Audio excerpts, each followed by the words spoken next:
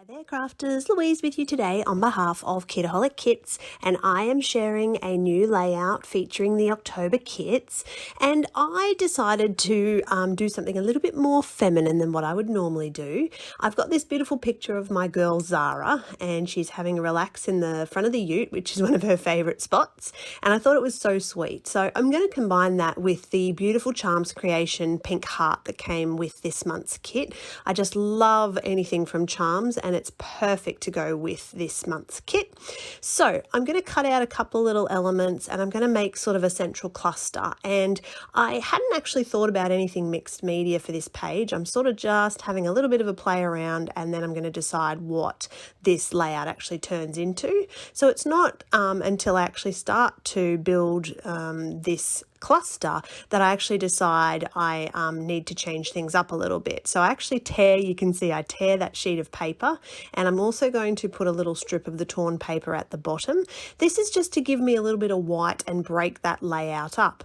Now I didn't plan on adding any extra strips of torn paper, but that's just the way it turned out. And while I'm sort of playing around, I'm thinking, okay, it needs just a little bit of gold and a little bit of something in the background.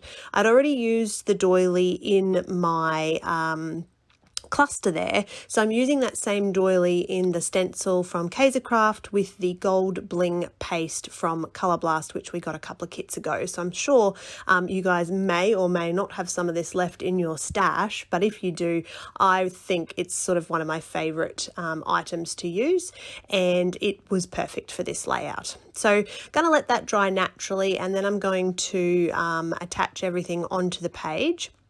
So for me, when I'm using a stencil, I go ahead and I clean everything with water straight away, but it's up to you. You can use a wet wipe. I don't show you any of that on camera, but that's just a little tip. Now I'm going to add a couple of the little dots onto this page, and I'm going to use some of this sort of stickers titles. And it was really hard because I had so much going on already in my cluster, patterns and butterflies and all sorts of new stuff. I couldn't find a good way to do the title, and I'd already added my journaling, so I really struggled with the placement of the title, and I end up, as you can see, putting it on top of the photo. So it does blend in a little bit, but at least it's still got a title. So that's my finished layout. I hope you enjoyed that. Thank you so much for watching.